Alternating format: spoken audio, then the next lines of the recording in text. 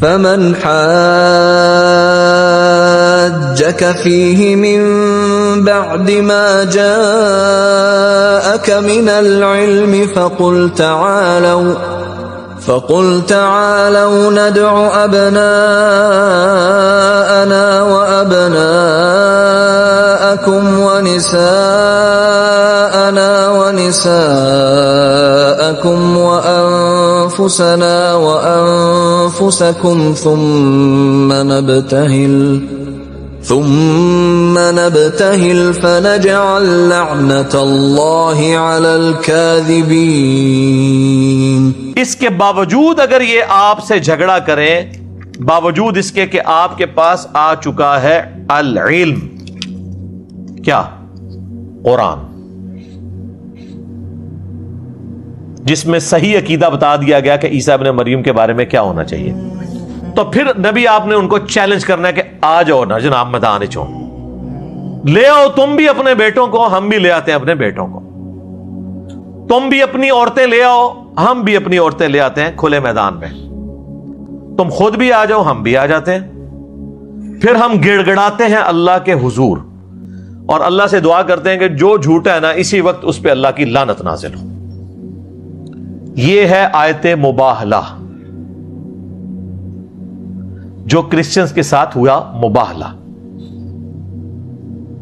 سورہ آل عمران آیت نمبر 61۔ تو اس آیت کے اگینسٹ اللہ تعالیٰ نے ظاہر ہے کہ وحی کے ذریعے پھر حضور کو بتایا نا کہ آپ نے لے کے کسے آنا ہے۔ ویسے تو بریلوی دیوبندی اہل حدیث سے مشورہ کیا جاتا تو وہ ہستیاں نہ آتی جن کو حضور لے کے گئے تھے، ظاہر ہے، کیونکہ انہوں نے کہا تھا حضور دیکھیں قرآن میں حکم ہے آپ اپنے بیٹوں کو لے آؤ، تو آپ کا تو بیٹا کوئی بھی نہیں ہے، لیکن نبی الاسلام کسے لے کے آئے؟ حسن و حسین کو۔ صحیح مسلم میں یہ حدیث ہے 6220 انٹرنیشنل نمبر کے مطابق، مولا علی کے فضائل والے چیپٹر میں امام مسلم نے یہ حدیث نقل کی ہے۔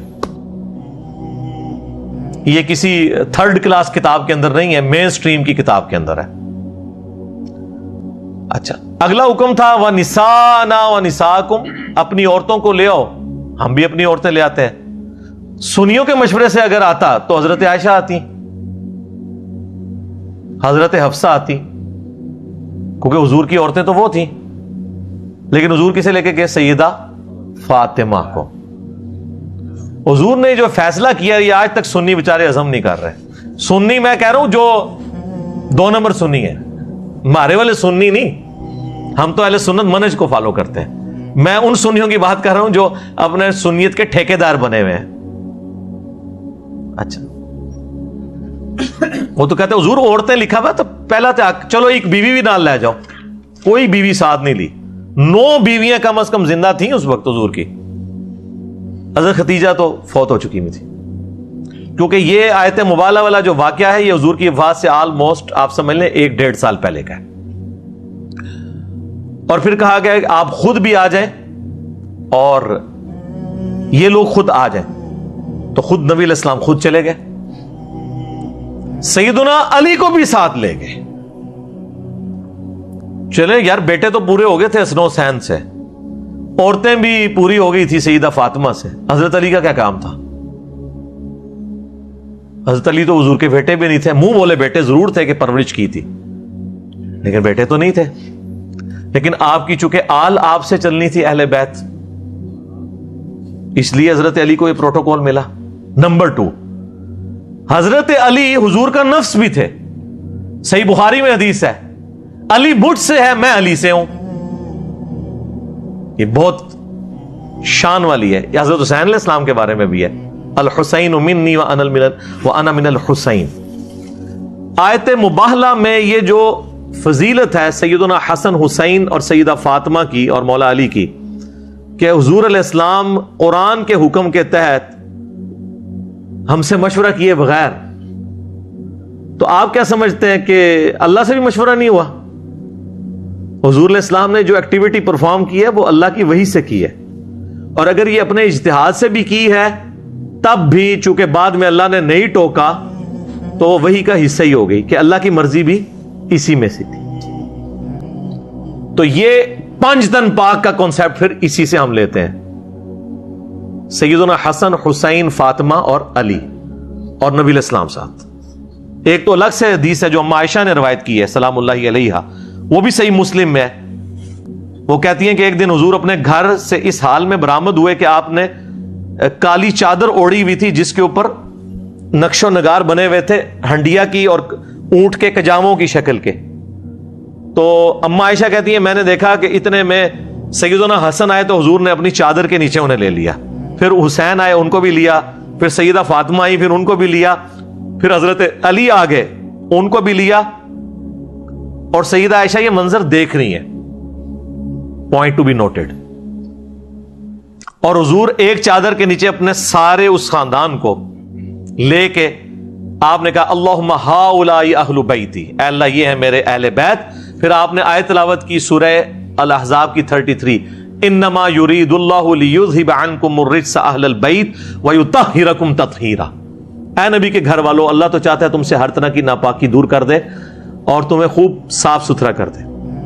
حالانکہ یہ آیت اسپیسیفکلی امہات المومنین کے بارے میں نازل ہوئی تھی، لیکن حضور نے اس آیت میں اہل بیت میں اپنی اولاد کو بھی اور سیدنا علی کو بھی شامل کیا.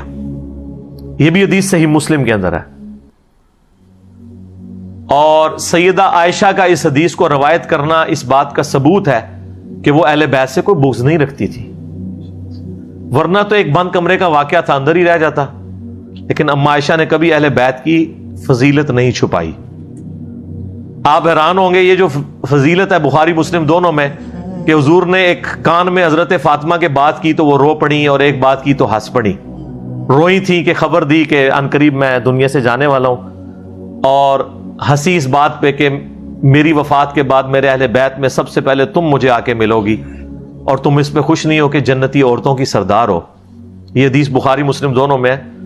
حضور کی وفات کے بعد اما عائشہ نے حضرت فاطمہ سے یہ پوچھا کہ حضور نے اس وقت آپ کے کان میں کیا بات کی تھی، اس حق کے سبب جو میرا تم پر ہے کہ میں تمہاری ماں ہوں، مجھے بتاؤ حضور کا راز. اچھا، حضور علیہ السلام کی زندگی میں اما عائشہ نے بھی نہیں پوچھا، پوچھتی بھی تو حضرت فاطمہ نے بتانا نہیں تھا، کیونکہ حضور نے وہ بات کی ہی کان میں تھی. کان میں بات وہی کی جاتی ہے جو اوپنلی نہیں بتانی ہوتی یا اس کا محل اس وقت نہیں ہوتا. اما عائشہ نے بعد میں پوچھا، لہذا سیدہ فاطمہ کی جو شان ہے نا کہ وہ جنتی عورتوں کی سردار ہیں، اس حدیث کو روایت کیا ہے اما عائشہ نے سلام اللہ علیہا. یہ ہے اصل بات کرنے والی. تو یہ آیت مباہلہ جب نازل ہوئی تو نبی علیہ السلام نے ان ہستیوں کو اپنے ساتھ لیا. یہ اہل بیت کی شان میں ایک بہت بڑی آیت ہے. اس کے اوپر الگ سے میری ویڈیوز ریکارڈڈ ہے، اور ابھی حال ہی میں میری ایک ویڈیو ریکارڈ ہوئی تھی یہ محرم کے اندر. آپ کو پتہ ہے پہلے وہ ایک غالی رافضی نے سیدنا ابو بکر کے اوپر بکواسات کیے تھے، نعوذ باللہ ان کی تکفیر کی تھی. تو اس کے جواب میں نے نہج البلاغہ سے مولا علی کے خطبات میں سیدنا ابو بکر، عمر، عثمان رضی اللہ عنہم اجمعین وعلیہم السلام اجمعین کا دفاع کیا تھا. اور اس کے بعد پھر جب انہوں نے اعلانیہ سب و شتم کیا حضرت معاویہ اور ابو سفیان پہ رضی اللہ عنہما، تو میں نے اس کے رد میں بھی کچھ چیزیں پیش کی تھی. اور پھر میں نے اس میں شیعہ کی تو جو اصلاح کرنی تھی وہ کی، سنیوں کو بھی بتایا کہ بیسیکلی ممبروں پر صحابہ پہ لعنت کرنے کی بدعت ایجاد ہی آل امیہ کے دور میں ہوئی تھی. اس کانٹیکسٹ میں نے اس حدیث کو بڑی ڈیٹیل سے بیان کیا ہے. یہ حدیث میں نے ویسے ایک ٹکڑا بیان کیا ہے صحیح مسلم سے، تو وہ پوری حدیث جو ہے نا وہ اس چیز اب اس مختصر کلاس میں بیان تو نہیں کر سکتا اس طرح ڈیٹیل کے ساتھ، لیکن چونکہ یہ متقاضی ہے میں اس کو تھوڑا سا بیان کر دیتا ہوں کہ صحیح مسلم میں یہ حدیث ہے 6220 کہ سعد ابن ابی وقاص کو حضرت معاویہ نے بلایا اور ان کو حکم دیا کہ حضرت علی کے اوپر سب و شتم کریں. نعوذ باللہ، سب و شتم یہ کرتے تھے، وہ لعنت بھیجتے تھے. صحیح مسلم میں 6229 نمبر حدیث ہے، وہ کہتے تھے لعن اللہ ابا التراب علی ابن ابی طالب. نعوذ باللہ. تو حضرت سعد ابن ابی وقاص چونکہ بدری صحابی تھے اور انہوں نے حضرت علی کی شانیں دیکھی ہوئی تھی، خود بھی اشرا مبشرہ تھے، حضور کے ماموں بھی تھے رشتے میں. تو مسلم کے الفاظ ہیں امر معاویہ تو سعدن، معاویہ نے سعد کو حکم دیا اور پھر کہا تمہیں کون سی چیز روکتی ہے کہ تم علی پہ سب نہیں کرتے؟ وہ کہتے ہیں جی سب کا مطلب تنقید ہے. اچھا جی تو حضرت علی پہ تنقید کرنا ثواب کا کام ہے؟ یہ تقی عثمانی صاحب نے کہانی کرائی. تو میں نے کہا حضرت صاحب آپ حدیث کی کتابیں پڑھیں, سب کا ترجمہ مسلم میں ہوا ہے 6229 لعن اللہ ابا التراب, یہ کہلواتے تھے بنو امیہ. یہاں پہ سب کا ترجمہ یہ وہی ہے جس طرح یہ توفی کا ترجمہ جو ہے وہ اپنی مرضی سے لیتے ہیں. وہ توفی کا ترجمہ خود بتائے گا کہ میں اس جگہ پہ نیند کے لیے آیا ہوں, یا پوری توفی کے لیے آیا ہوں, یا موت کے لیے آیا ہوں. تو سب کا ترجمہ اس میں موجود ہے. تو حضرت سعد ابن ابی وقاص نے کہا میں کبھی بھی علی پر سب نہیں کروں گا ان باتوں کے سبب جو میں نے رسول اللہ سے ان کی شان میں سنی ہے, اور 3 باتیں ایسی ہیں کہ مجھے تو ایک بھی مل جائے تو میرے لیے سرخ اونٹوں سے بہتر ہے. سرخ اونٹ آپ سمجھ لیں آج کے دور میں جو مہنگی, آپ سمجھ لیں مرسیڈیز گاڑی, سرخ اونٹ مہنگا ترین اونٹ ہوتا تھا.